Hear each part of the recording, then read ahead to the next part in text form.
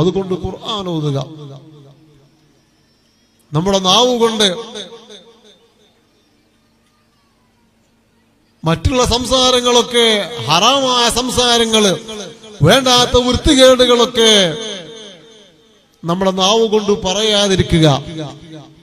ഒരാളെ കുറിച്ചും കളവ് പറയാതെ, ഒരാളെ കുറിച്ചും ഐബത്ത് പറയാതെ, നമീമത്ത് പറയാതെ, കുറ്റം പറയാതെ, നമ്മുടെ നാവ് കൊണ്ട് കളവ് പറയാതെ നമ്മുടെ നാവിനെ നാം സംശുദ്ധമാക്കുക. വറത്തിബ് ലിസാനക ബിദിക്രില്ലാഹ്, അല്ലാഹു നമുക്ക് നൽകിയ നാവ് അത് റബ്ബിന്റെ പൊരുത്തത്തിൽ ചെലവഴിക്കുക.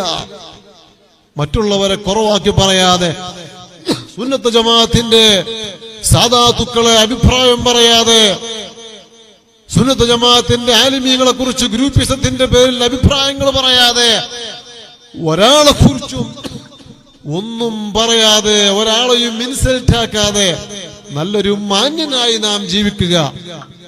ഒരാളെ പറ്റി കുറവാക്കി പറഞ്ഞാൽ അത് വലിയ ഗൗരവമുണ്ട്. ഒരാൾക്ക് ഇഷ്ടപ്പെടാത്ത കാര്യം പറയുക, ഗീബത്ത്, അത് വലിയ ഗൗരവമാണ്. ഒരു വ്യക്തി തന്റെ സഹോദരനെ കുറിച്ച് അവനക്ക് ഇഷ്ടപ്പെടാത്ത ഒരു കാര്യം വേറൊരു വ്യക്തിയോട് പറയുക. അപ്പൊ നമ്മൾ പറയും, ഉള്ളതല്ലേ പറഞ്ഞത്, ഇല്ലാത്ത പറഞ്ഞിട്ടില്ലല്ലോ എന്നൊരു ചോദ്യമുണ്ട്. ഉള്ളത് പറയലാണല്ലോ, ഉള്ളത് പറയലല്ലേ ഗീബത്ത്. എന്റെ സഹോദരന് ഇഷ്ടപ്പെടാത്തൊരു കാര്യം ഉള്ളത് പറയൽ, അത് ഗീബത്താണ്.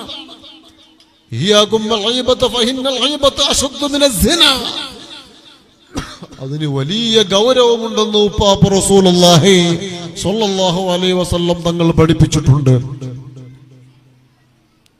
ഇല്ലാത്തത് പറയല് പിന്നെ കളവല്ലേ. അതുകൊണ്ട് ഉള്ള കാര്യം തന്റെ സഹോദരന് ഇഷ്ടപ്പെടില്ല എന്ന് കണ്ടാൽ ഒരു കാരണവശാലും നാം പറയരുത്, അത് വലിയ ഗൗരവമാണ്. അത്തരം തെറ്റുകുറ്റങ്ങളൊക്കെ നമ്മുടെ ജീവിതത്തിൽ നിന്ന് മാറ്റി നിർത്തി അല്ലാഹു നൽകിയ ചുരുങ്ങിയ ആയുസ്സുകാലം അത് റബ്ബിന്റെ പൊരുത്തത്തിൽ നാം ചെലവഴിക്കുക. വളരെ ചുരുങ്ങിയ കാലമാണ് നമ്മുടെ ജീവിതം. മഹാന്മാരായിരിക്കുന്ന വലിയ വലിയ സൂഫിയാക്കന്മാർ, ഔലിയാക്കന്മാർ, വറഉള്ള വ്യക്തികൾ ഈ ഭൂമിയെ പരിചയപ്പെടുത്തിയത് തന്നെ അദ്ദുന്യാ ദാറുൽ ഫനാ വൽആഖിറതു ദാറുൽ ഖുലൂദ്. ഈ ദുനിയാവിന് നിലനിൽപ്പില്ല.